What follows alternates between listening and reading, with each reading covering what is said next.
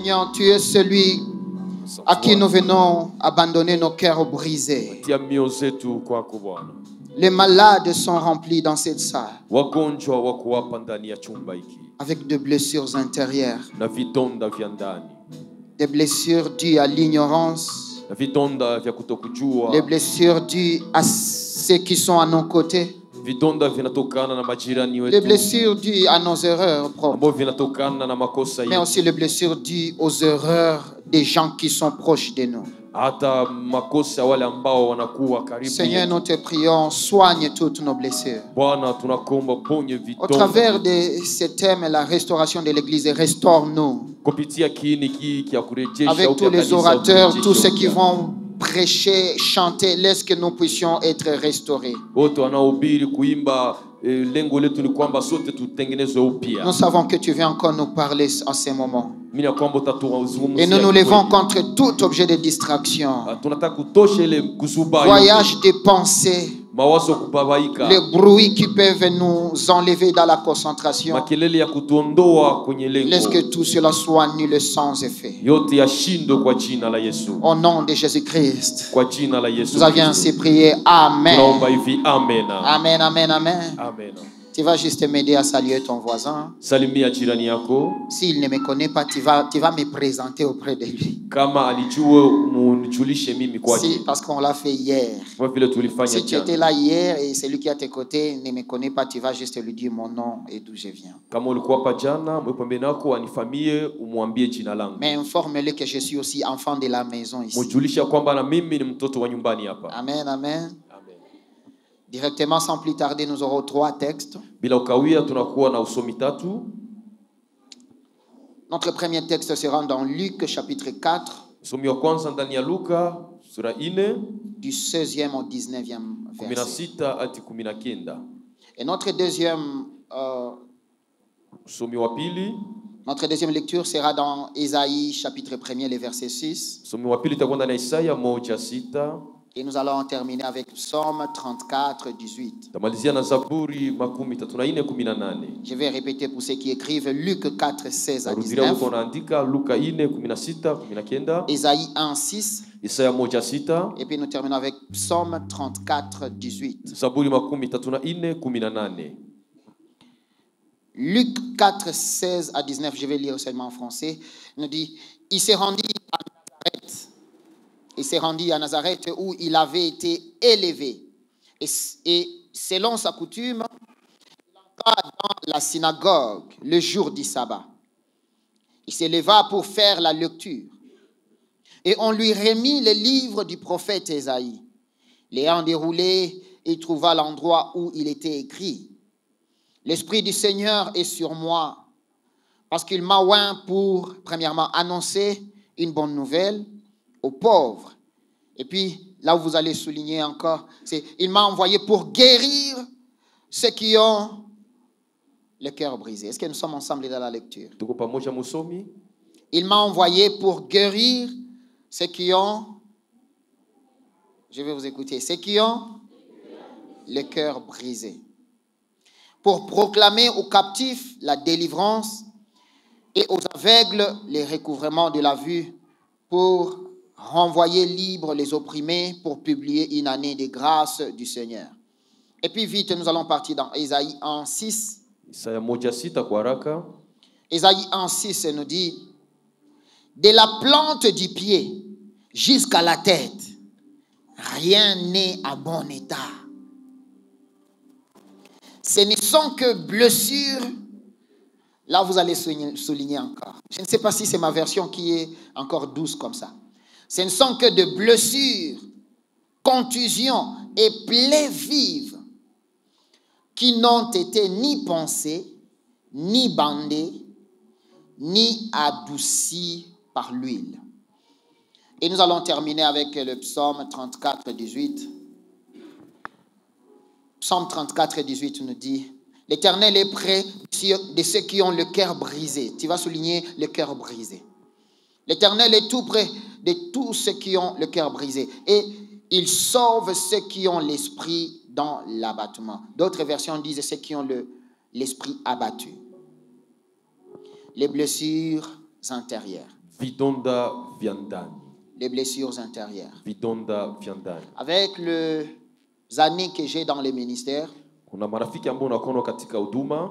à chaque fois que nous faisons ce que nous appelons dialogue pastoral, peut-être que les pasteurs vont comprendre mieux. Tunapofanya hiyo mazungumzo yetu ya kichungaji, Le fait de recevoir les gens, recevoir les couples, recevoir des gens qui ont des problèmes. yani kupokea watu wanandoa ambao wanakuwa na shida C'est que mbalimbali. moi j'ai remarqué que la plupart des gens qui viennent voir le pasteur, Mimi nikutana jambo kubwa, wengi wanakisha kuona wachungaji, ils ont un seul problème, ce sont des blessures intérieures. wanakuwa tuna shida moja, yani vidonda vya ndani. Les blessures intérieures. Vidonda vya ndani. C'est pourquoi nous avions jugé avec l'appui du Saint-Esprit parler de blessures intérieures. Maana tuliamua pamoja na Roho Mtakatifu tuzungumzie juu ya vidonda vya ndani. On ne va plus rentrer dans ce qu'on a parlé hier comme définition, mais j'aimerais juste rappeler les 4 genres de blessures qu'on n'aime pas exprimer. Nataka kukumbusha ile aina ini ya vidonda ambavyo vinakuwa na uzito watu kuviongelea. Mais hier on a parlé de 3 blessures seulement et aujourd'hui nous allons terminer avec le 4e pour commencer notre sous-thème d'aujourd'hui. Jana tuliongelea na vidonda vitatu, tutazungumzia ya ine leo na tunamaliza. Donc parmi les blessures qu'on n'aime pas parler, qu'on n'aime pas exprimer, miongoni mwa vidonda ambavyo watu wapende kuzungumzia, on a dit qu'il y a les blessures liées au complexe d'âge kuna ile ambayo inatokana na hali ya miaka, et le non-accomplissement. na ile ambayo mtu alikuwa na malengo haikufikia. Tu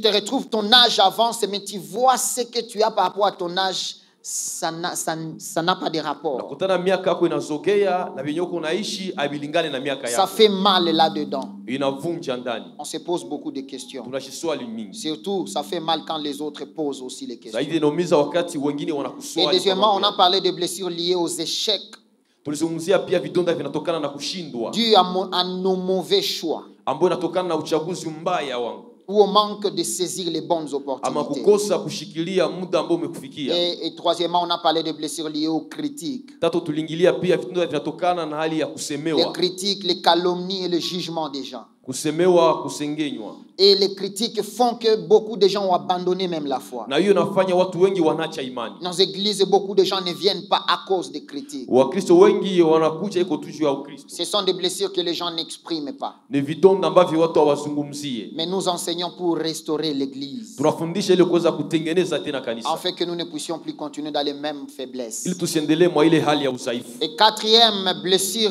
Na maintenant que nous kidonda allons kia parler, ine ambao tutazungumzia, nous avons les blessures liées aux circonstances non prévues kuna vidonda vinatokana na hali ya majira ya maisha yetu, et non voulues. na ile ambayo tukutaka.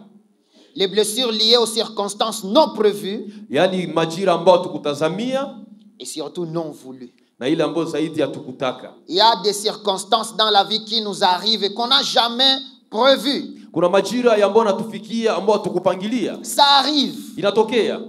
Tu voyais ces choses-là chez les autres seulement. Ulikuwa unaangalia tu kwa wengine, Mais tu te retrouves, ça t'arrive à toi lakini aussi. unakutana inakufikia na wewe.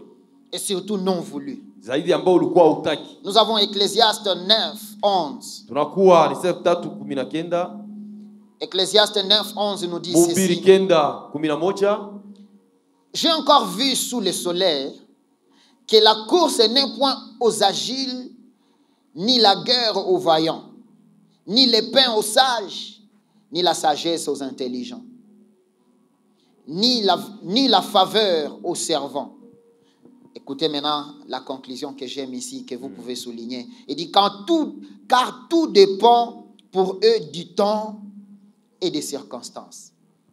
Tout dépend du temps et des circonstances. Yote inatokana na nyakati na majira. Il y a parfois les circonstances nous surprennent. Kuna majira ambayo inatushtukia Et on se demande comment c'est arrivé. na tunajiuliza ilifika namna C'est gani. comme si on rêvait. Ni kama vile tulitaka. Alors qu'est-ce qu'une circonstance que nous sommes en train de parler ici? Nini majira tuko tunazungumzia hapa? C'est une situation qui arrive sans prévoir Ni hali ambayo inatokea bila kuitazamia.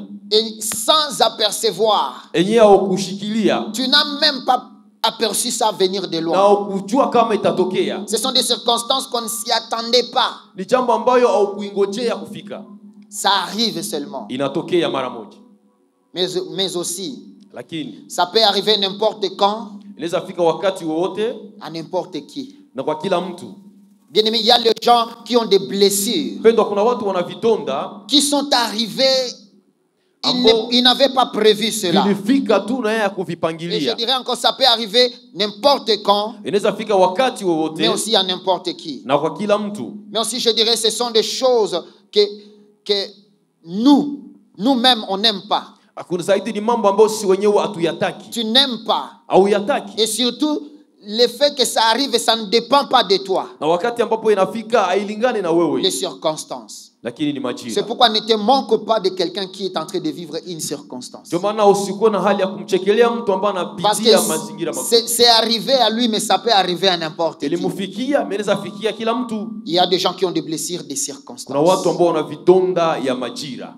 Alors, ces blessures de circonstances peuvent être causées par 4 choses que nous allons maintenant citer. Vidonda vya majira vinaweza tokana na mambo mane ambayo tunataka kutaja. Les blessures qui viennent par circonstances et sans calculer, ça peut arriver par 4 causes. Hii ambayo inakuja bila kuipangia inaweza kia Je sais, il y en a beaucoup, mais nous allons exploiter 4 seulement. Najua kuna mengi ila tutengilia ine peke yake. La circonstance comme A, Kama vile ya kwanza, ça peut être la perte d'un être cher. inaweza kuwa kupoteza mtu wa Il samani. y a des gens qui ont des blessures à cause du perte d'un être Kuna cher. watu wana vidonda kupitia kupoteza watu wa samani. Il a perdu quelqu'un qui n'attendait pas perdre comme ça. Vous Alipoteza mtu ambaye kufikiria kama anaweza kupotea. savez, mon pasteur, non, mon père biologique Baba mzazi wake était pasteur à la CBK. alikuwa mchungaji kusebeka. Et sa plus grande prière était que je sois pasteur. Maombi yake makubwa ilikuwa yeye awe Mais le problème, je suis devenu pasteur et qu'il n'est plus là. Shida nilikuwa pastor na yeye haiko. Et à chaque fois quand je pars prêcher là-bas à CBK, Kwenda nikihubiri kusebeka ça me fait toujours mal. ilikuwa inaniumiza. Quand je reçois tous ces gens qui me disent ah, Kama watu wananiambia mtoto wangu qu'on a ubiri. il prêche. Maintenant je me dis j'aurais aimé voir mon père me tenir Kuna aussi la niambia main. ningelipenda nione babangu ananishika mkono Et ça me fait mal. na ilikuwa inaniumiza. Ça me fait mal. Ananiumiza. Je parlais à un petit, je pense il y a 3 jours passés. Kwa zungumzia kijana na kwa siku 3 C'est un kupita, enfant qu'on a adopté avec ma femme à la mtoto maison. ambao tulichunga na mke wangu nyumbani. Il a perdu son père. Alipoteza baba yake, Et puis il me disait, papa, alimwambia baba, parfois je pense toujours que mon père va revenir, quelqu'un va toquer et puis je vois mon père. mara mingi nafikiria babangu anaweza kuenda kupiga wote, nafikiria ni baba yangu. Et je sentais qu'il a toujours ces douleurs-là. Nasikia tu kuna ile vidonda ndani. Et il y a les gens qui ont des douleurs. Pia kuna watu wana vidonda. Il ne faut pas parler à une veuve n'importe comment. Usizungumzie mjane kila hatua Tu ne yote. sais pas les douleurs qu'elle a là-dedans. Aujue vidonda gani Même ananazo si elle ndani. peut rire avec toi, elle peut chanter comme elle chante là. Atanaweza cheka, anaweza imba pamoja na wewe. Mais tu ne peux pas imaginer les douleurs qu'elle a. Kinaweza kufikiria uchungu À chaque anao fois quand ndani. elle voit un papa marcher avec sa femme. Anapoona mume anatembea na mke wake. À chaque fois quand elle voit un papa recevoir ses enfants à la Kuna maison. wakati baba anapokea watoto wake Elle nyumbani. a des douleurs qu'elle n'exprime pas. Ana vidonda ambavyo yeye mwenyewe hawezi kuvieleza. Les enfants sans parents. Watoto ambao wana wazazi. Les enfants sans mère à la maison. Watoto ambao wana mama Il nyumbani. y a des douleurs là-dedans. Una vidonda ndani. Ça peut causer des douleurs des circonstances. Naweza leta vidonda vya majira. Comme blessure des circonstances. Kama vile vidonda vya majira. B. Ya pili, Ça peut venir parce que tu es né dans une famille déchirée. inaweza kufika wewe ndio umezaliwa ndani ya jamaa ambayo Une imegawanyika. famille déchirée. Jamaa ambayo imegawanyika. Il y a des gens qui ont des blessures parce qu'ils sont venus d'une famille qui est vraiment déchirée. Kuna watu wana vidonda maana mazana na jamaa ambayo Ne soyez pas zimegawanyika. pressés à juger les gens qu'on appelle les shege. Usikuwa mwepesi kuhukumu ambao wanaitwa Il y a washege. des gens qui se retrouvent dans la rue, ils n'ont jamais voulu ça. Kuna watu wako barabara wakutaka bakue kule. Mais parce qu'il est venu d'une famille déchirée. Kwa maana alipoteza mtu wa samani. Peut-être il avait perdu son père Ama alipoteza baba yake. et on lui a envoyé dans une famille adoptive. Kutuma mjamaa ya kumlea. Et vous savez, quand il y a toujours des prophéties de la sorcellerie, Unajua wakati ya maunabii ya uchawi. ça tombe toujours sur des enfants comme ça. Inaumkia zaidi watoto wa namna ile. Et on commence à lui dire, tu vas parler aujourd'hui. Anamwambia leo utasema. Comment est-ce que tu unarukaka namna gani usiku? Kama hauseme hautakula. Et l'enfant se retrouve dans la souffrance, Na mtoto anajikuta kiteseka. des blessures, Na vidonda. et il se retrouve dans la rue. Anakuwa barabara. Et toi, si tu es ignorant, tu vas commencer à juger. Wewe kama ujue utaanza kuhukumu. Regardez les autres. Ona hapa watoto Comment vous hapa. devenez des shege comme ça? Ayetu mnakuwa ba maibobo hivi. Des blessures intérieures. Vidonda vya ndani. Il y a longtemps, j'ai parlé avec une fille. Kuna mtu alikuwa anaongea na dada mmoja. Cette fille avait des blessures, elle était abandonnée. Yule dada alikuwa na vidonda, alikuwa ameachiwa. Non, je pense son père était mort. Nafikiria babake alikuwa amefariki. Et sa mère s'est remariée. Mamake akaolewa na bwana mwingine. Et à chaque fois quand sa mère voyageait, mamake alikuwa akisafiri kila wakati. Le mari de sa mère l'a violée. Ule baba ya mamake alikuwa anamkamata kwa nguvu. Elle devenait la femme du mari de son père. Akakuwa bibi ya mume wa mama yake. Une personne comme ça a des blessures. Ule mtu wa vile kuna vidonda. Mais parce qu'elle vient d'une famille déchirée. Église, ne soyons pas pressés à juger les gens. Les gens vivent avec des blessures ici à l'extérieur. Tu vas voir certains comportements, tu te demandes, ça ce sont des démons, ce ne sont pas des démons. C'est le déchirement du cœur. C'est pourquoi la grande prière que tu dois prier. Demande à Dieu de te donner la vie jusqu'à ce que tes enfants soient capables de se prendre en charge.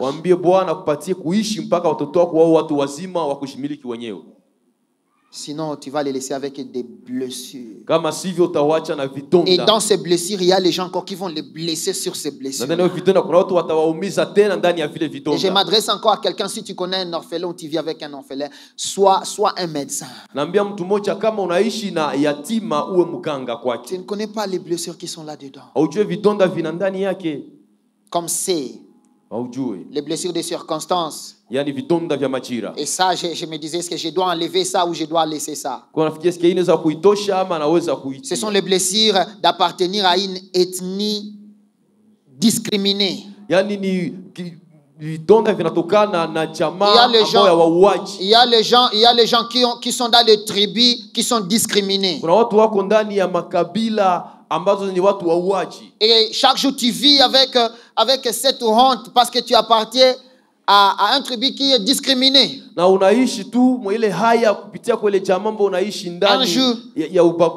jour je voulais monter sur une moto.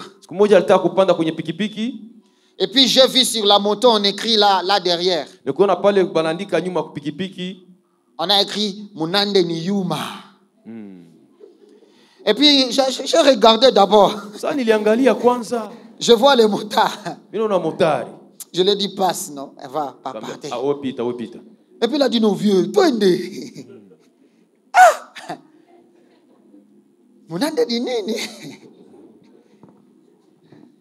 même si ça peut être la vérité. Pourquoi nous injurier comme ça? Si toi, Goma, si Dieu kama banyabungu balibafanya nini? Uliza voisin yako banyabungu balibafanya nini? Demandez au voisin. Kila kitu we munyabungu we.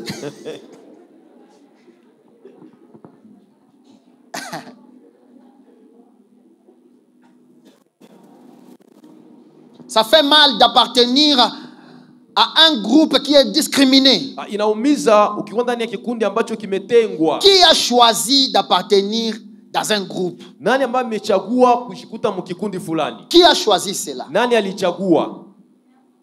Alors pourquoi discriminer quelqu'un parce qu'il appartient? Ou alors pourquoi porter les fautes des autres sur tout le monde? Si tu as rencontré quelqu'un de notre groupe qui t'a fait du mal, ça ne veut pas dire que nous tous.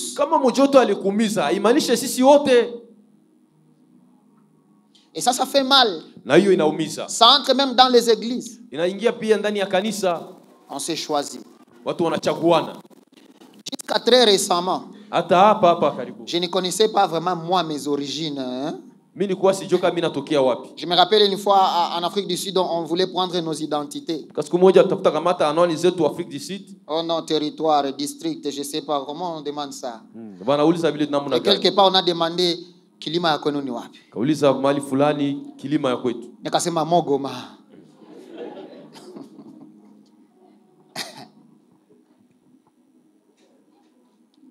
Être discriminé à cause d'appartenance. Et il y a des gens qui vivent avec des blessures comme ça. Uko munini? Sasa tunaongeza banasema si na wale wakule. Tuchangane. Et ce qui fait mal encore, E inaumiza si zaidi. je dois insister là, Nikikazi hapo. c'est qu'on peut être même des mêmes coins. Tunaweza kuwa watu kutokea fasi moja. Tous on est des Banyabungu. Si wote tuko Wanyabungo. Mais banakuuliza uko Munyabungu wa Kalehe wala wa Wangweshe.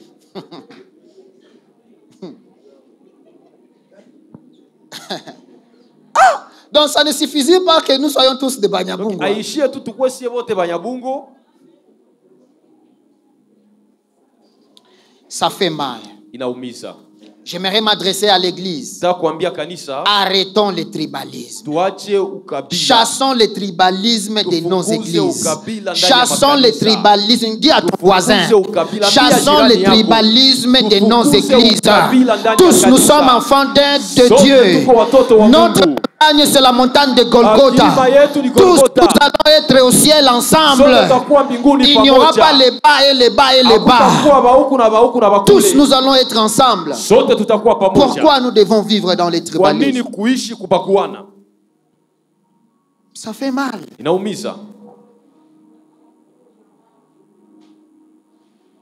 Et puis oh non, Ituru président jeunesse akatoka, il faut mtu akwetu njoo anaingia. Donc kuvote tutavote njo Kabila.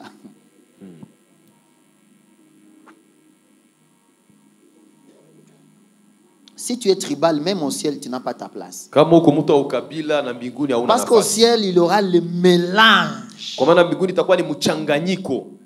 Tu vas écouter même un chrétien qui dit mi naba, si tu connais ma ban ni banane, merci beaucoup.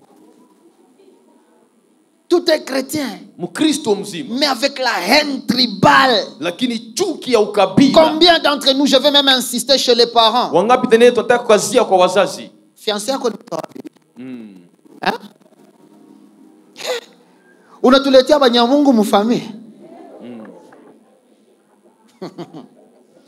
Tafuta mwingine wote me asikwe munya.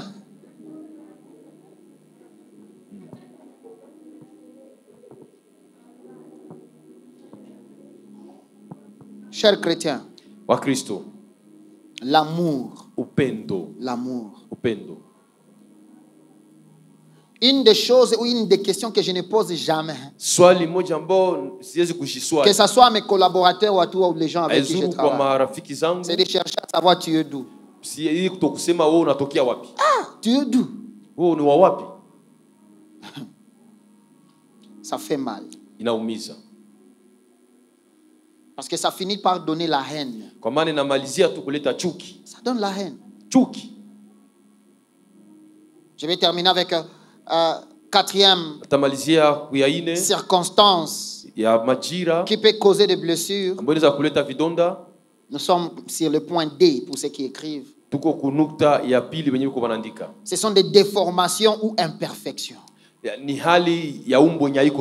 Des déformations ou alors imperfection. J'aime notre interprète. Vous pouvez acclamer pour lui. Ah, gloire à Dieu. Amen, amen. Les déformations et les imperfections. Il y a des gens, tu n'as pas choisi d'avoir cette déformation que tu as. Mais les gens se moquent de toi juste à cause de cette déformation. Est-ce qu'il y a quelqu'un qui a choisi ça?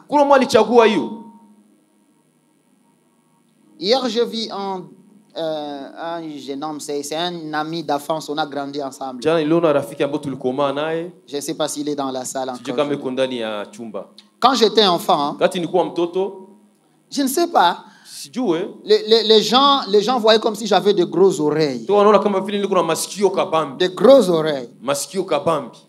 Et maintenant, il y a un chant qu'on chantait pour moi. Maskio la paix. Mon adjoint. Vous connaissez ça. Et j'avais honte de mes oreilles.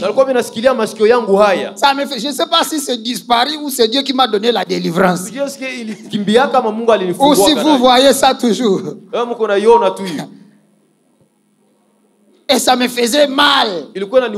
J'étais complexé. Et parmi mes sœurs, si seulement ils veulent m'avoir, ils ne vont même pas parler. Ils vont seulement faire comme ça.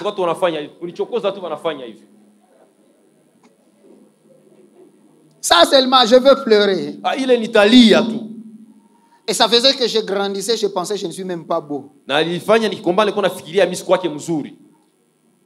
Mais Christ m'a guéri, je sais que je suis très beau. Alléluia. Lakini Je Yesu suis très aliniponya beau. na niko mzuri. Les blessures. Vidonda. Est-ce qu'il y a quelqu'un kuko mwenye alichagua kukua mfupi? Mbona sikia tu kwa sasa angalia na bufupi? Bufupi vile.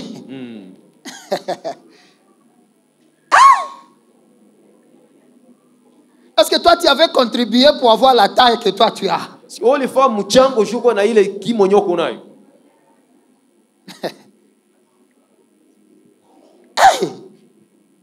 Ça blesse. Inaumiza. On a le kichwa iko sawa. Mtu mali alikuwa ananiambia mtoto wake una kichwa saa nyiragongo.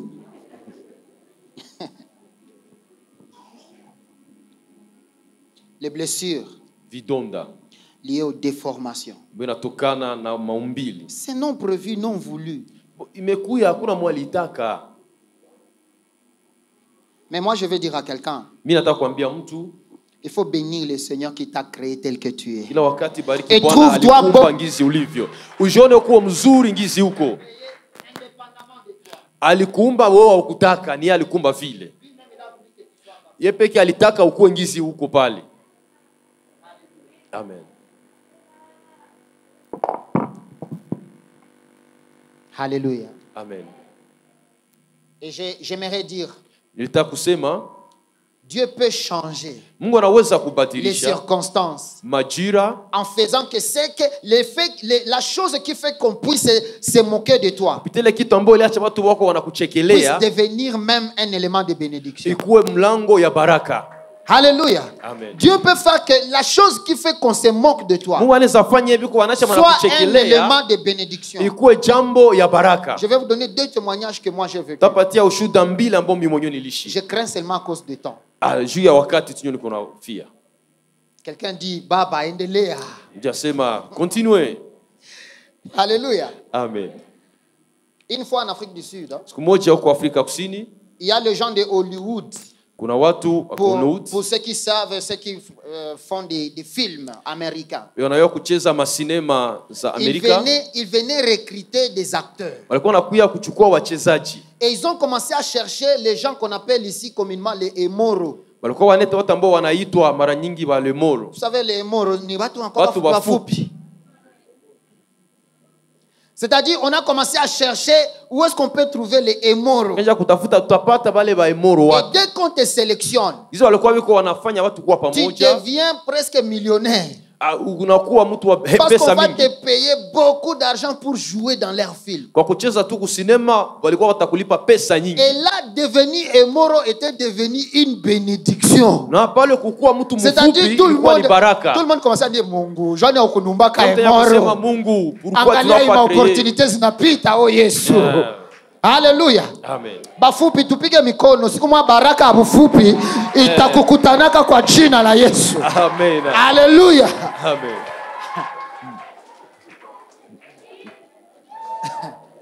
Bafupi haleluya.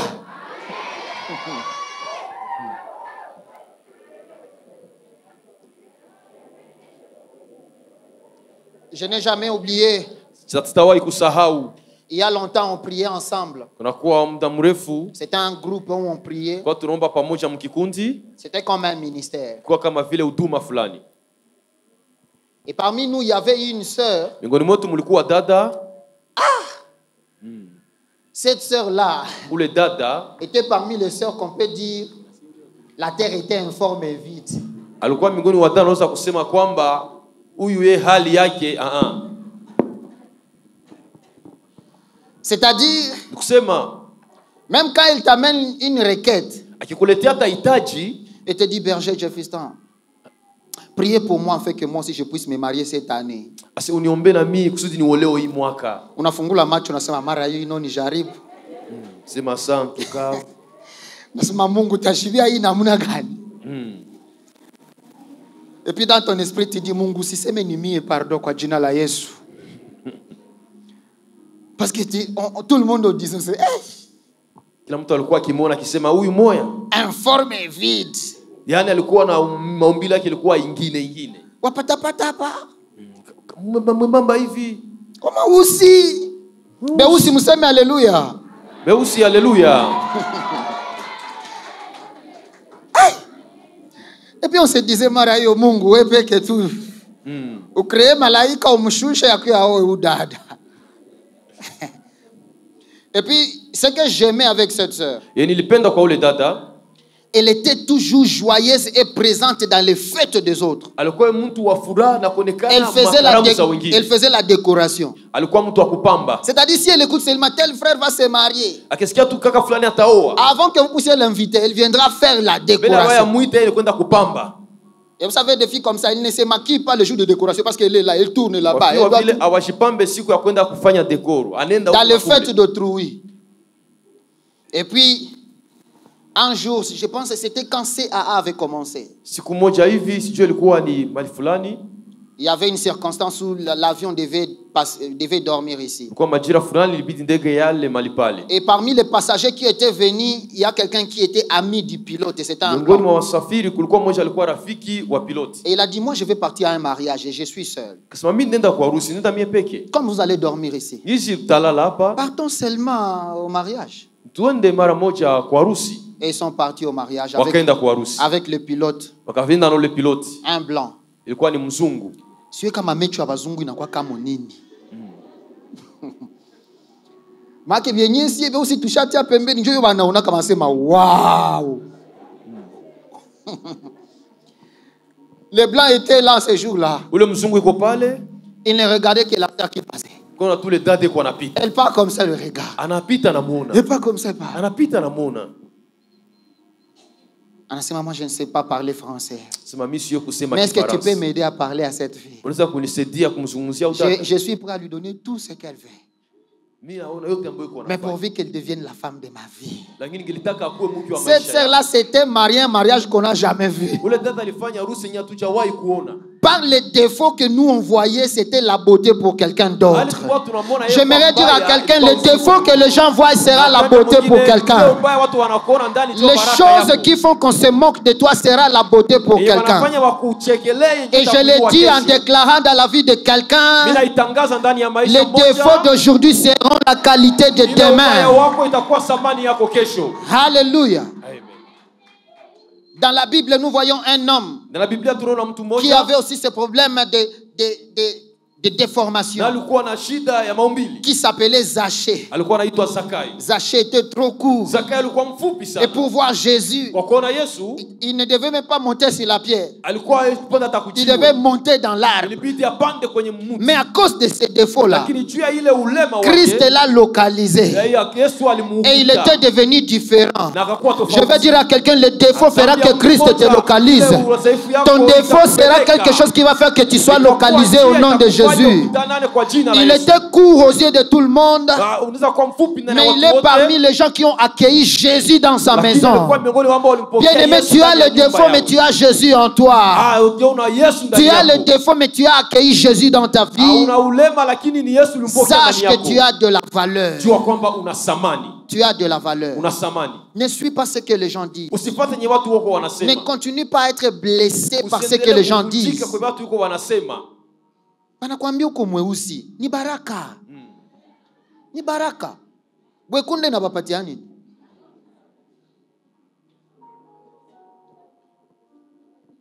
Alléluia. Amen. J'aimerais qu'on puisse parler vite de 3 vérités que nous devons savoir des blessures intérieures. Les 3 vérités que nous devons savoir des blessures intérieures. Les blessures cachées que tu caches ont 3 vérités que j'aimerais vous partager. Et après ça, j'aimerais parler de comment nous devons nous débarrasser. La première vérité que nous devons retenir des blessures intérieures, c'est qu'elles sont cachées mais trop dangereuses. Les blessures intérieures sont cachées mais trop dangereuses. Même pour ceux qui font la médecine, ils savent que l'hémorragie extérieure est bonne. ni mzuri, ou une blessure qui est extérieure est bonne, ama kidonda ambao kiko nje kiko on peut vizuri, facilement soigner ça. wanaweza kitunza kwa haraka. Mais quand c'est une blessure ou une hémorragie interne, Lakini kama ni kutoka damu ambayo ça inafichwa devient ndani, trop dangereux. hiyo ina hatari kubwa. Parce que ça recommande toujours des opérations. Kwa maana inahitaji kupasuliwa. C'est-à-dire c'est une blessure qu'on va soigner en créant toujours une autre blessure. Sema ni kidonda ambao kitatunzwa kwa kuleta kingine kidonda. Et quand tu as des blessures intérieures, Kama una vidonda vya ndani, c'est trop dangereux. hiyo ni hatari kubwa. Je connais une femme qui disait à son mari, Mwanamke mmoja alikuwa anambia bwana il yake, disait au lieu de se fâcher contre moi comme ça une semaine sans me parler, sema kuliko unisirikie jua mwa c'est mieux que tu me tapes, omo unipige, c'est mieux que tu me frappes. omo unipige. C'est juste, ça veut dire, vaut mieux les blessures extérieures qu'intérieures. Ni samani sana vidonda vya nje kuliko vya ndani. C'est pourquoi je t'en supplie, Ndio maana nakusii, ne reste pas avec les blessures usibakie intérieures. na vidonda vya ndani. Ça te tue. Hiyo inaua. Pourquoi les blessures intérieures sont dangereuses? Kwa nini vidonda vya ndani vina hatari kubwa? Je vais parler avec 4 causes principales. Tazungumzia viini ine msingi. Comme je suis enseignant, moi je peux dire A, B, C, D. Kama vile kumalimu za kusema ABCD. Comme A, Kama vile A, elles peuvent te tuer en petit feu. inaweza kukua kwa moto mdogo. Les blessures intérieures peuvent te tuer petit à petit. Kidonda kinaweza kukuua pole pole. Les gens ne vont pas se rendre compte Watu hawatagundua ya kwamba que tu es en train de mourir. ya kwamba uko unakufa. Ça te donne des maladies psychologiques, Inakuletea magonjwa ya kiakili. des troubles mentaux, Inaleta akili kuvurugana. des maux de tête, Kichwa kuluma saa yote. même des AVC. Hata inaleta AVC. Ça te tue petit à petit. Sema inaua pole pole pole. Parce que tu as des blessures intérieures. Kwa maana una vidonda vya ndani. Tu as des estomacs qui ne s'arrêtent Una pas. estomeni aishake. À ton âge, tu as déjà la tension qui monte. Kumiaka yako ushakuwa na tension inapanda. Anakupima sukari. Les blessures intérieures Vidonda vya ndani. peuvent te tuer petit à petit. Sasa kukua pole pole. Tu commences à voir, quand on regarde ton visage, on ne peut pas estimer ton âge. Wanapoona hata umbo lako hawatalinganisha na miaka yako. Tu as 25 ans, mais on pense que tu as 40 ans. Kama 25 asitiko na miaka 40. Hata unapakala mafuta unasamuka dans 5 minutes. À cause de blessures Juu ya intérieures. vidonda vya ndani. Les blessures intérieures. Vidonda vya ndani. Comme B, Kama vile B, les blessures intérieures, vidonda vya ndani ça te donne le dégoût de vivre. vinakutoshea hamu ya maisha. Le dégoût de vivre Vinakutoshea hamu ya kutokuishi. et envie de tout abandonner. Na inakuleta pia kuacha kila kitu. Tu veux tout abandonner. Unakuwa na hali ya kutaka Et nous kuacha trouvons kila ça kitu. même dans la Bible. Hata ndani ya Biblia Dans la Bible, nous trouvons des gens qui ont eu envie de tout abandonner. tunakutana watu ambao wanakuwa na hali ya kuachilia Nous vyote. pouvons voir Josué qui voulait abandonner de conduire le Kama peuple de vile Dieu. Yusufu alitaka kuacha taifa la Mungu. On peut voir même le prophète Élie Hata kama vile nabii Elia qui voulait mourir. ambaye alitaka Il afariki. demande même à Dieu, tue-moi. Anambia hata Mungu niue. Il faut me tuer. Inaomba uniue. Ça te donne le dégoût. Inakutoshea hamu ya Tu ne maisha. veux plus continuer. Ambayo ikutaki uendelee. Combien de personnes ont même le dégoût du mariage? Watu ngapi hawataki tena kuolewa? À cause de blessures Juu ya intérieures. vidonda vya ndani. Les blessures intérieures. Vidonda vya ndani. Tu as le dégoût du mariage. Au unasikia una tena hamu ya mariage. Surtout les jeunes filles. Zaidi wadada. Si elle a reçu 4 déceptions successives, Kama alivunjwa moyo na watu waini wa kufuatana. elle s'était déjà préparée dans le Walikuwa mariage. washaandaa kufanya harusi. Mais ça ne marche pas. Lakini haviende sawa. 4 fois. Mara ine. Quand toi tu veux proposer, tu es le 5e. Sasa unataka kumsiwa uko watano. Tu vas trouver une fille blessée. Utakutana na dada ambaye shavunjwa Elle a le ndani. dégoût. Ambaye ana tena hamu ya kuishi. Dès que tu veux seulement commencer les avances, hivi ndio mnaanza Sasa unataka kanyerote. kumwanjia introduction tunamwambia enjoy yenyu hivi. Sipendake miza. Je n'aime pas ça. Et d'autres femmes, même quand tu dis, moi je ne veux plus m'engager. Wengine wanasema mimi sitaki hata kuolewa. Et puis nasikia nakwambia banaume. C'est-à-dire il a déjà généralisé tous les hommes. Yeye anawatia wote kijumla wanaume C'est dû mahali. aux blessures. Ni kidonda. Tu veux tout abandonner. Wanataka kuacha kila kitu. Il y a même des gens qui veulent abandonner des projets. Hata wengine hata wanataka kuacha miradi. Il ne veut plus rien faire. Hataki tena afanye lolote. Le dégoût d'entreprendre. Yaani hana tena hamu ya kufanya kazi. Il ne veut plus entreprendre quoi que ce soit. Hataki tena kufanya kazi Tu yoyote. veux tout abandonner. Anataka yote Comme yake. c'est, Na unajua kama vile ya tatu elle peut amener à se faire du mal. inaweza kufikia mtu kujiumiza. Ces blessures peuvent faire que tu te fasses du mal. Vidonda vinaweza kukuleta kujiumiza. Tu deviens très colérique Unakuwa mtu wa hasira. et tu peux même te faire du mal. Inaweza pia kujiumiza. Les blessures intérieures font que même les gens se suicident. Vidonda vya ndani vinaacha hata watu wanajitundika. J'ai assisté récemment au suicide d'un jeune garçon. Un jeune garçon. Manyuma hapa nilishiriki mauaji ya kijana mdogo. On lui trouve, il est monté à l'étage, leur étage était encore chantier. Yeye mwenyewe alipanda kugorofa ilikuwa bado haijajaa.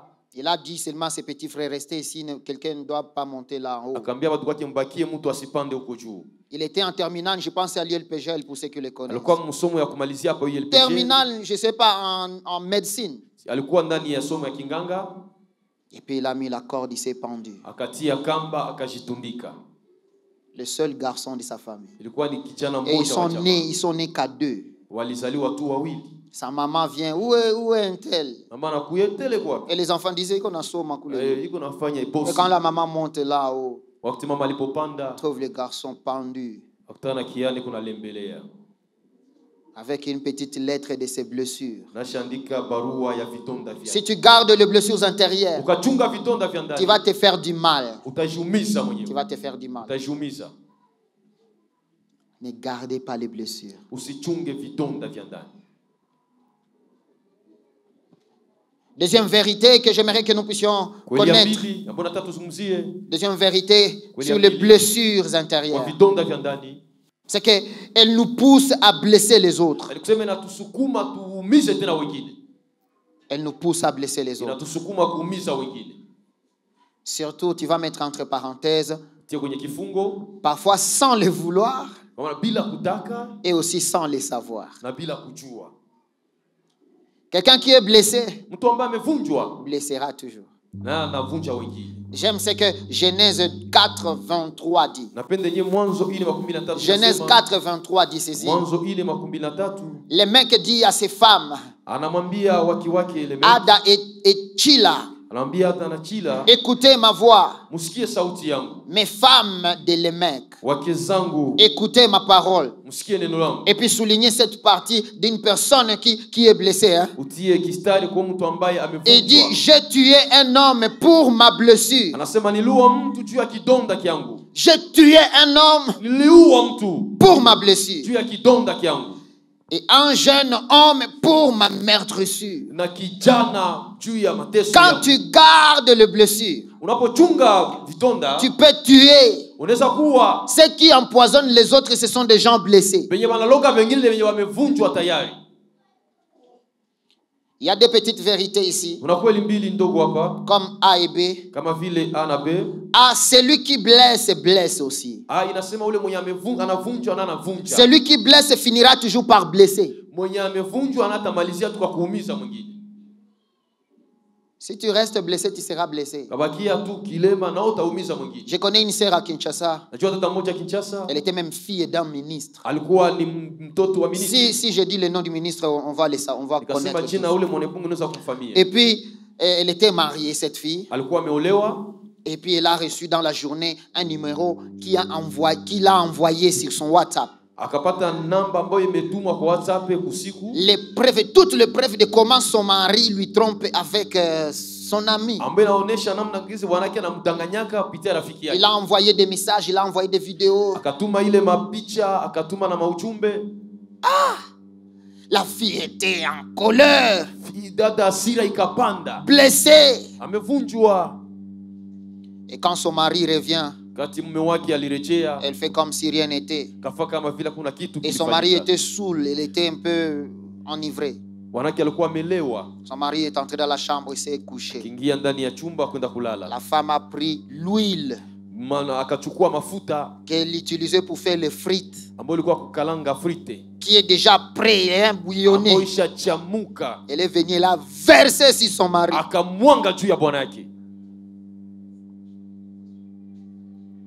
On a amené les maris en Inde, on a amené jusqu'à ce qu'il décède.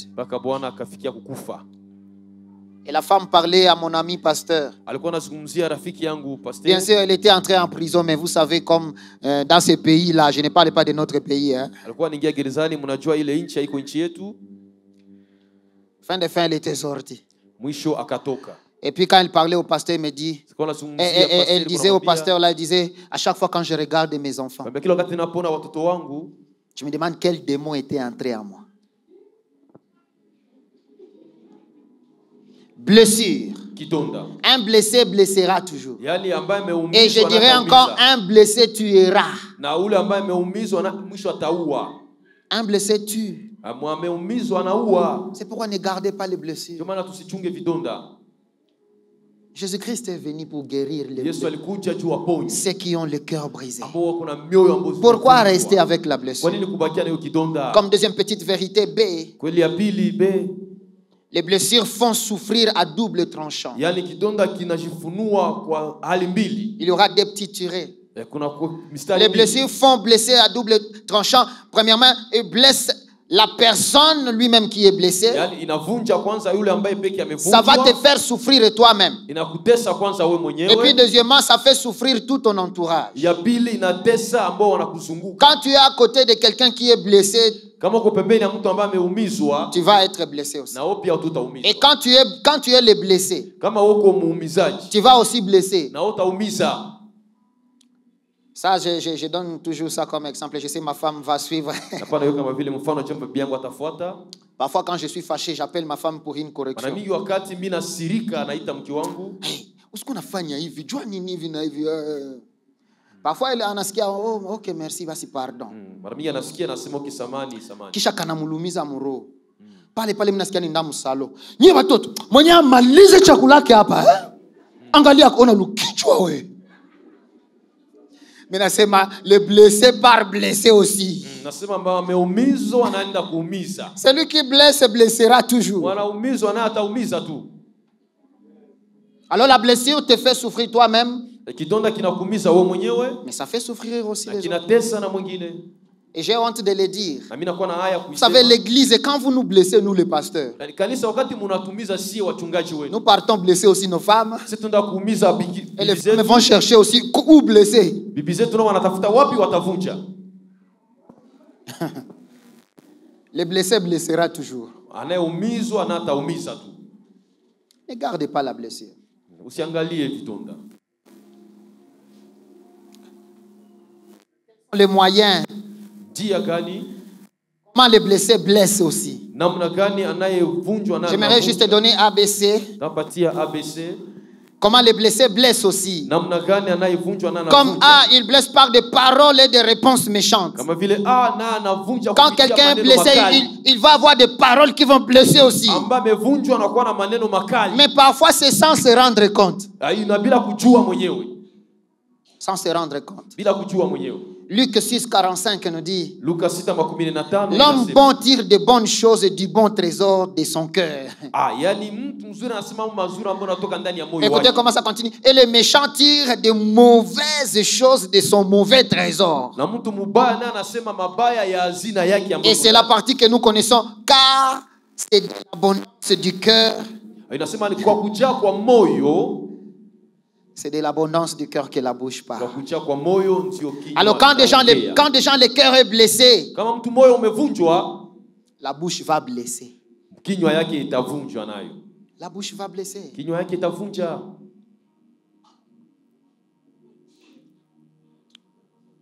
Caïn, après avoir blessé, après avoir tué son frère, je peux imaginer qu'il était aussi dans ce moment de méditation, que je viens vraiment de tuer mon frère. Et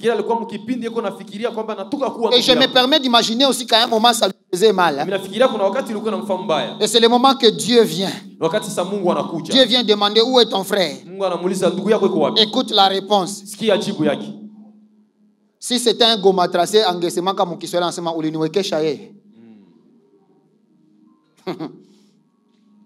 ça te donne toujours des paroles dures. Il faut voir des réponses que les maris donnent à leurs femmes quand ils sont blessés. Les réponses dans le couple. Comment couple na jibiana kuna shuza aba banazalaka na namuna gani? Jibu za uzito.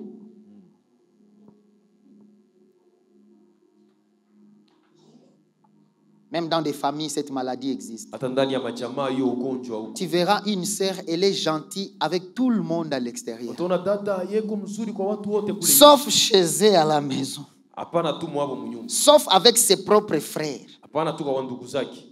Parfois, c'est à cause de blessures qu'elle a reçu des gènes à l'extérieur. Hiyo inatokana na vidonda ambao anapokea kule nje kwa watu wengine. Ce sont les frères à la maison qui payent. Mais wanapata matatizo ni wandugu wa nyumbani. Comment les blessés blessent? Namna gani anayeumiza na umiza? Comme B, Kama vile B. par les actions et les réactions. Kupitia kutenda kwake. Par les actions et les réactions. Kupitia matendo yake na kutenda kwake. Écoute ce que Exode 21, 25 nous dit. Kutoka 12:15 inasema. Exode 21, 25. Kutoka 11:15. La parole de Dieu nous dit brûlure pour brûlure. Neno nasema kwamba kuchoma kwa kuunguza. Et puis écoutez ce que ça dit, blessure pour blessure. Yaani kusema kuumiza kwa kuumiza. Et ça termine encore meurtrissure pour... Je ne sais pas si c'est ma version qui est comme ça. Oh, merci. Brûlure pour brûlure. Kuchoma kwa kuumiza. Blessure pour blessure. Kuvunja kwa kuumiza. À cause de blessures intérieures. Juu ya vidonda vya ndani. Quand on est blessé Kati mtu amevunjwa et non soigné, na utunzwe, tu ne vas pas accepter que bakwambie kitu na nyamaza. Ninaenda ako nimwambililie. Bazamani bakwa anavala kimono, anavala na kimono. Osha gombana we.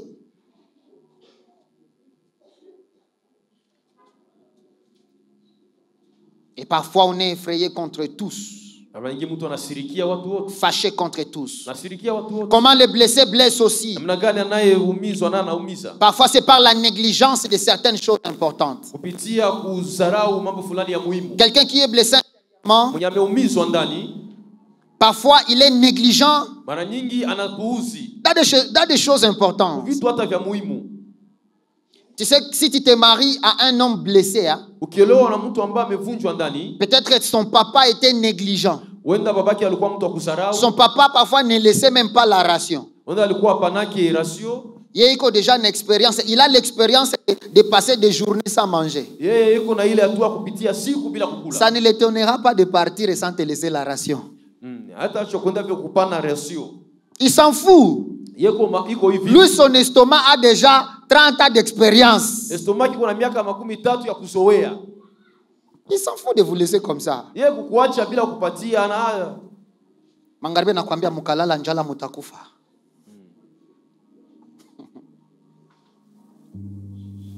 Il a vu sa mère se débrouiller toute sa vie. Nakwambia pourquoi toi tu ne veux pas te débrouiller? Des blessures. Vous savez, beaucoup de parents sont même négligents envers leurs enfants dans leurs études. Parce qu'il te dit toujours, vous savez comment nous on a étudié. Hein?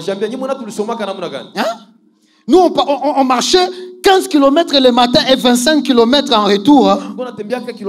Tu te demandes d'où venaient ces 10 km de différence.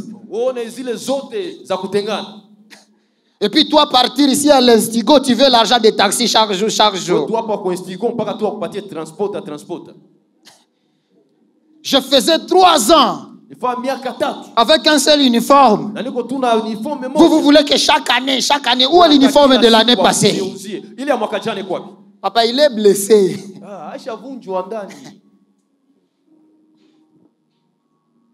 Il y a un papa qui disait, avant que je t'achète un nouveau stylo, tu m'amènes le stylo qui est fini.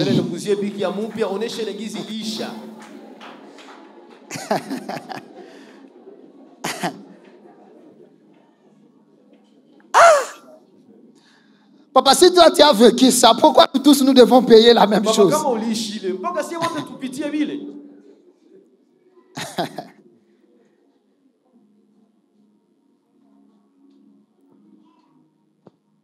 On devient négligent. Négligent.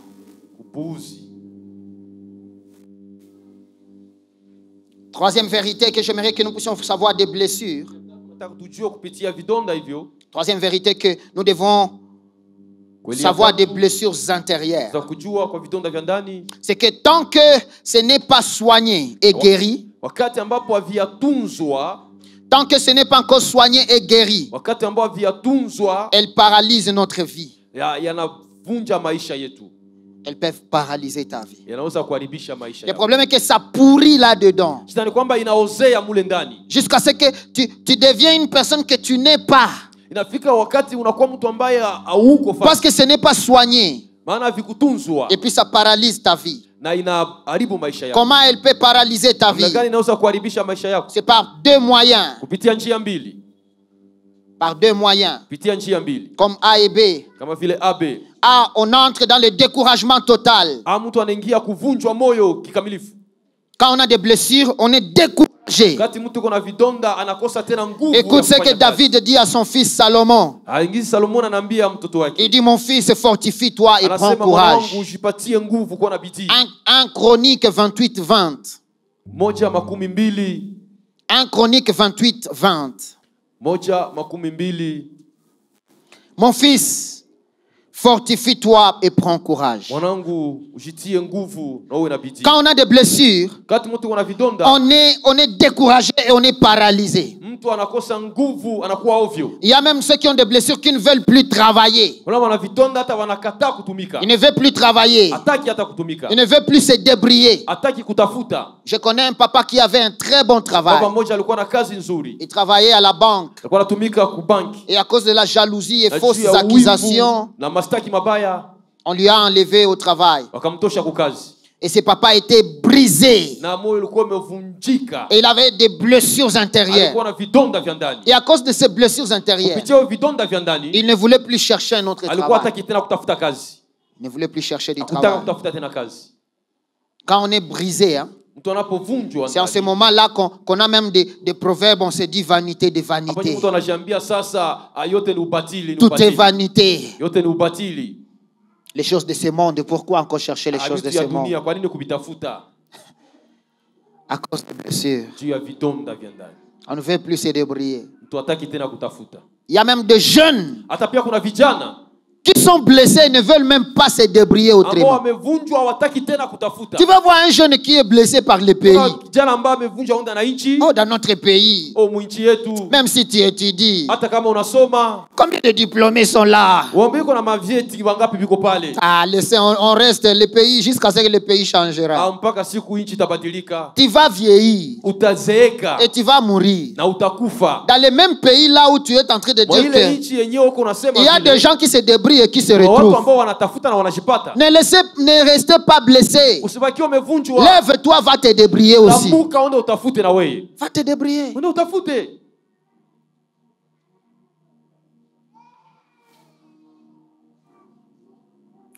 Il y a des gens même qui deviennent sales Kuna watu ambao wanawakia tu wachafu à cause des blessures intérieures. vitu ya vidonda vya ndani.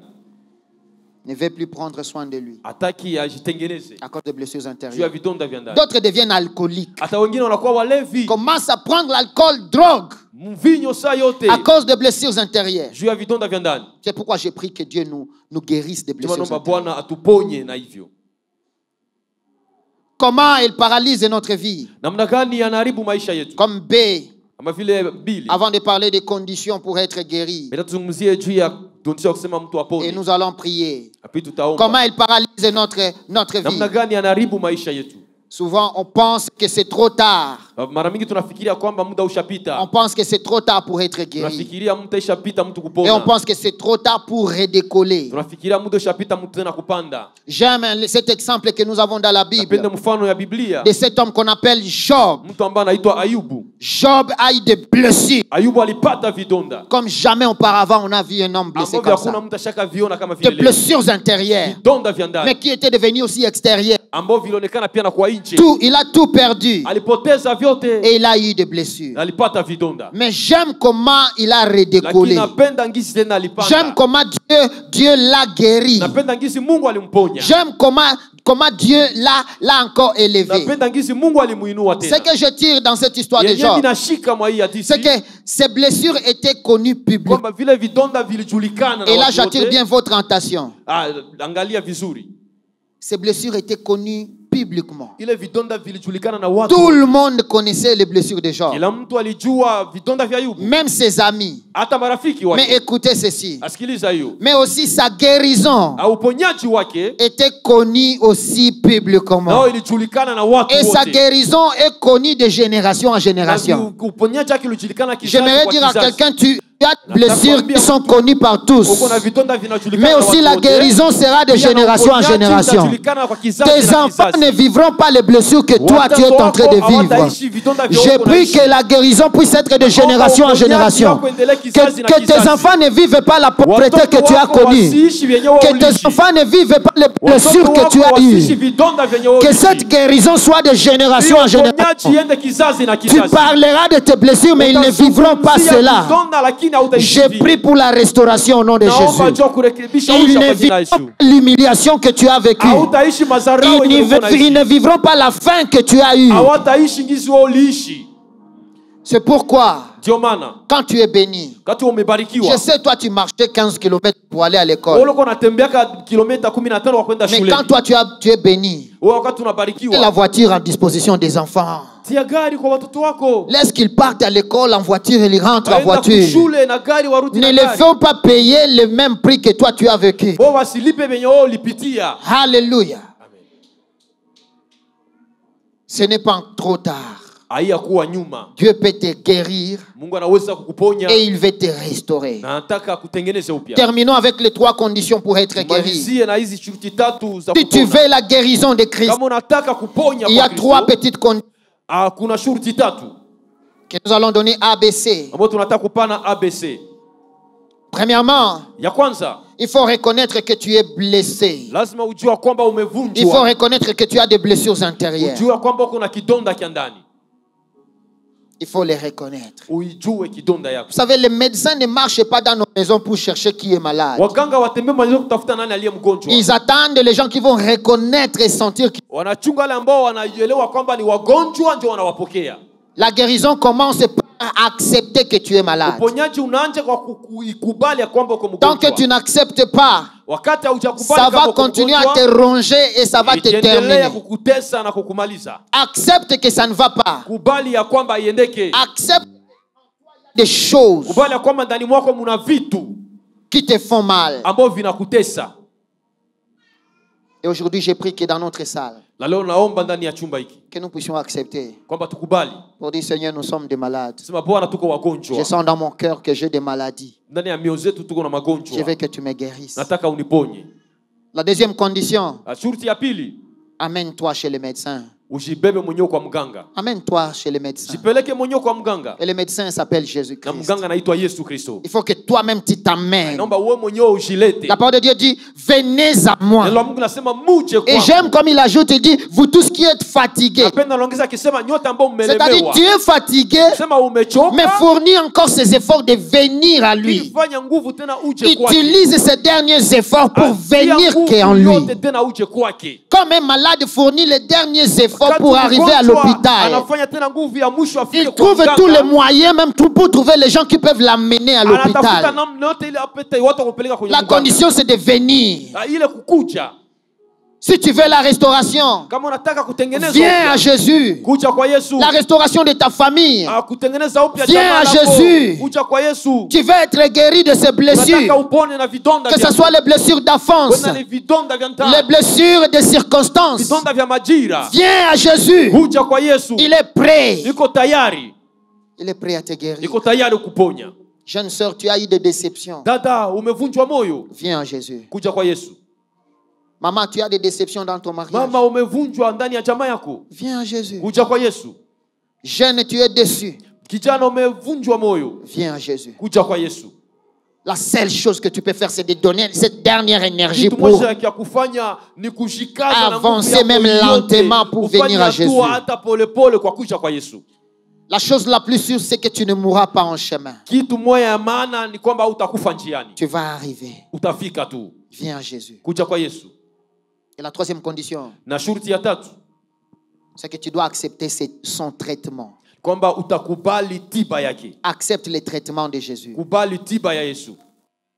gens peuvent aller à l'hôpital Watu wengi wanaweza kwenda hospitalini sans accepter les prescriptions de lakini bila kukubali maelekezo ya mganga. arriver, c'est une chose. Kufika ni kitu kimoja, Mais accepter la prescription, c'est une autre. lakini kuitika masharti ni kitu kingine. Il y a les gens qui n'aiment pas prendre les médicaments. Kuna watu hawapendi kunywa dawa. Il y a les gens qui ont peur du piqûre. Kuna watu wanaogopa shindano. Mais quand tu arrives en Christ, Unapofika kwa Yesu, si tu veux être guéri, kama unataka kupona, accepte ses prescriptions. kubali maelekezo yake. Je vois cet homme que Jésus guérit. Kuna mtu mwenye Yesu alipona. Jésus crache dans la boue. Yesu anatema kwenye Il udongo. met sur ses yeux. Anatia kwenye macho yake. Il accepte d'abord que la salive et la boue puissent venir sur ses yeux. Alikubali kwanza ile mate na matope ingie kwa macho yake. Vous savez, c'était prophétique. Unajua ile ni unabii. Premièrement, parce que le sol, tous nous sommes venus du sol. Kwanza kwa maana sote tulitoka udongoni. C'est-à-dire, les pièces de rechange pour le corps, Jésus savait que c'est sur la boue. Chuma ya kubadilisha C'est le sol. Yesu alijua kwamba Le Créateur qui nous a créés savait là où il nous avait tirés. Il a pris, il a mélangé. Alitengeneza. Cet homme a accepté la Ule prescription. mtu alikubali hiyo. Il a amené la tête. Akaleta Et on met la boue. na wakamtia matope. Médicalement, ça peut faire même mal. Kwa kinganga inaweza kuumiza zaidi. Mais écoutez la prescription encore du médecin. Lakini sikia taratibu za mganga. Ça n'a pas marché quand on a mis la boue. Haikutembea wakati walimtia matope. Mais il lui dit, va maintenant Lakini encore. akamwambia uende tena. Toi, tu es aveugle. Wewe uko kipofu. Mais Christ dit encore, tu marches. Anakuambia tena utembee. Toi-même, je ne t'accompagne même pas. Na mimi sikusindikizi hata. Va te laver dans la rivière. Wenda ujioshe mwenyewe ndani ya Un kisima. aveugle. Mkipofu. Mais il doit accepter la prescription Lakini bidi akubali masharti pour avoir la guérison. ili apate uponyaji. Le problème avec nous, les chrétiens d'aujourd'hui, Shida kwetu sie Wakristo wa leo. nous acceptons que nous sommes malades. Tunakubali tuko wagonjwa. Nous venons même à l'église, nous venons à Tunakuja Christ. kanisani kwa Yesu. Mais la prescription, Lakini masharti accepter les conditions du médecin, kuitika shurti za munganga. c'est ce que nous ne sommes pas prêts à faire. Hapo hatuko tayari kuyakubali. Et les prescriptions se trouvent dans la Bible et dans la parole de Dieu. Na hiyo shurti zinapatikana ndani ya Biblia, ndani ya neno la Mungu. Certains d'entre nous disent la sanctification. Inatuambia utakaso. Marcher dans la volonté de Dieu. Tutembee ndani ya mapenzi ya Mungu. Abandonner les péchés. Tuache zambi. Ça va t'amener dans la guérison. Itakupeleka kwa uponyaji. Pardonner tes ennemis. Samee maadui Il zako. t'amène même au niveau de dire aimer tes ennemis. Analeta meme kiwango anasema penda C'est-à-dire, adui ne zako. t'arrête même pas à les pardonner seulement. Akuishia tu kwa kuwasamehe. C'est-à-dire, pardon, c'est encore en bas, Samehe ni kitu kia chini. mais tu les aimes encore. Lakini uwapende tena. C'est la prescription. Hiyo ni sharti. Et ça va t'amener à la guérison. Nitakuleta kupona. Ça va t'amener à la guérison. Itakuleta kwa uponyaji. Bien-aimé, est-ce que tu es prêt à accepter les prescriptions Pendwa de njoo Dieu uko tayari pour avoir kukubali la masharti guérison? ili upate uponyaji. Ne reste pas avec ces blessures. Usibakie na hiyo vidonda. Ne reste pas avec des choses qui te tuent à petit Usibakie na feu. mambo ambayo inakuua polepole. Ne reste pas avec les choses qui font que ton foyer ne marche pas Usibakie na bien. mambo ambayo inafanya jamaa yako isiendelee. Viens à Jésus Kuja kwa Yesu. et accepte ses prescriptions. Na ukubali masharti Accepte ses zake. directives. Kubali vya anasema. Ce qu'il va te demander de faire. Atakwambia uvifanye. J'aime Naaman. Anapenda Naaman. Naaman vient, il a des maladies. Naaman anakuja alikuwa na magonjwa. Et le prophète lui dit, prescription. Nabii anamwambia kama vile taratibu. Va te laver 7 fois. Wende uzioshe mara 7. La prescription te donne la guérison. Shurti inaleta uponyaji. Est-ce que tu es prêt à venir à Christ? Je uko tayari kupokea hiyo. Dis Jésus, je ne veux plus Yesu sitaki tena marcher avec ces blessures. kutembea na kidonda. Ça va pourrir là en moi. Itaoza ndani yangu. Je vais avoir de l'odeur. Italeta harufu mbaya. Je veux que tu puisses Nataka Yesu faire une opération. unipasue. Une opération spirituelle. Unipasue kiroho. Soigne ma blessure. Utunze kidonda. Restaure-moi. Unitengeneze upya. Restaure mon foyer. Tengeneza jamaa yangu. Restaure ma maison. Tengeneza upya nyumba yangu. Restaure ma vie. Tengeneza maisha Je yangu. sais, j'ai été abusé. Najua mbio nimeharibika. Je sais, j'ai été rejeté dans mon Najua enfance. nilitupwa ndani ya utoto wangu. Et parfois, je n'aime pas certaines personnes dans ma famille. Sipendi tena wamoja wa jamaa yangu. Mais je viens en fait que tu puisses me guérir. Nakuja ili uniponye. Restaure-moi. Unitengeneze upya. Restaure-moi. Unitengeneze upya. Si c'est ta prière, tu vas juste te lever là où tu es. Kama uko pale J'aimerais prier avec quelqu'un qui veut la Nataka restauration. kuomba na mtu ambaye anataka Quelqu'un mabadiliko. qui veut la guérison. Anataka uponyaji. C'est ta guérison. Merci, Ni uponyaji merci mon wako. Asante frère. dada, asante kaka. Il est temps de demander à Christ, Ni wakati wa kusema na Kristo. le médecin des médecins, Yeye ambaye ni mganga wa waganga. celui qui fait les opérations invisibles, Anapasua kusipoonekana, mais réelles, lakini yenye pour sawa, nous guérir, kwa kutuponya, pour nous guérir. kwa kutuponya. Et il est là Na aujourd'hui. yuko hapa leo. Quand je priais avant de Wakati nilikuwa prêcher, nikiomba mbele ya le Seigneur me kuhubiri, disait aujourd'hui, je vais Bwana guérir niambia leo quelqu'un. nitaponya mtu. Je vais restaurer le Leo foyer de nitatengeneza quelqu'un. upya mtu. Je vais restaurer Leo même, nitatengeneza. je vais restaurer même les fiançailles de quelqu'un. Natengeneza cha uchumba ya mtu Et je fulani. sais que tu es ici dans la Lakini najua salle. uko hapa ndani ya Le chumba Seigneur hiki. veut te guérir. Bwana anataka kuponya. Le Seigneur veut te Bwana restaurer. anataka kuponye. Le Seigneur veut restaurer. Bwana anataka Ne kutengeneza. reste upya. pas avec ces blessures Usibakie na hiyo kidonda. qui peuvent te tuer, Hii inaweza kukuua mpendwa. qui peuvent te rendre une mauvaise personne pendant que tu es une bonne personne. Na inaweza kufanya kuwa mtu mbaya japo kwa mtu Ça fait de mzuri. toi une personne méchante Inakufanya kuwa mtu wa hasira. pendant que de nature tu es gentil. Ijapokuwa kwa maumbile yako uko wa bien. Parfois toi-même tu te demandes pourquoi je suis devenu comme ça. Unajiuliza kwa nini mimi nimefikia hivi? À cause de blessures. Juu ya vidonda vya Je te ndani. raconterai un homme Alikutana na mtu qui mmoja pleurait dans mon ambaye alikuwa bureau. akilia ndani ya ofisi. Et puis il me disait, pasteur, Anasema pasteur, je ne sais pas pourquoi je suis si méchant envers ma femme. mimi niko mbaya kwa mke Je ne wangu. sais pas pourquoi je trompe comme ça ma Sijui kwa femme. nini mimi nadanganya mke wangu. Parfois on devient de mauvaises personnes Mara nyingi tunakuwa watu wabaya sans le vouloir, bila kuitaka, mais à cause de blessures. lakini kwa ajili ya vidonda, À cause de blessures. kwa ajili ya vidonda. J'aimerais dire à quelqu'un, Nataka kuambia mtu mmoja, il ne faut même pas t'en vouloir. usitaki hata kutaka kwako. Toi-même, tu es victime. Wewe mwenyewe ni hali yenyewe ulikuwa Tu es ustahili. victime d'une manière ou d'une autre. Unaingia muhali ambao ustahili Tu ya. es devenu comme ça peut-être à cause de ton histoire. Wenda umekuwa vile juu ya hadithi yako. Peut-être à cause de ton passé. Wenda juu ya mpito Peut-être à wako. cause de la manière dont tu as grandi. Wenda kwa ajili ya ngisi ulikomaa. Mais Christ veut te restaurer. Lakini Kristo anataka kutengeneza upya. Christ veut opérer. Anataka apasue tena. J'aimerais que tu avances juste ici devant. Nataka usogee huku mbele tafadhali. Tu vas juste avancer ici devant. Sogea huku mbele.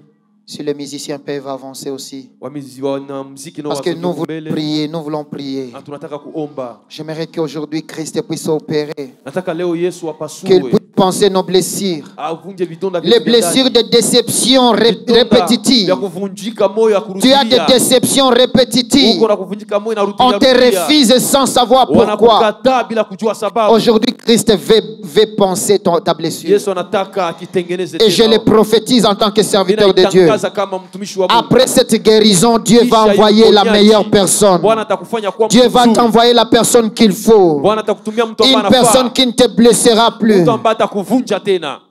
Je prie pour une maman Naombea mama mmoja hapa. qui a des blessures dans son foyer. Ambaye kuna vidonda ndani ya Ton moyo mari yake. te fait du mal. Bwana wako anakuumiza. Christ le médecin Mganga Kristo va toucher ton mari. atagusa bwana Il va yako. toucher ton mari. Atagusa mume wako.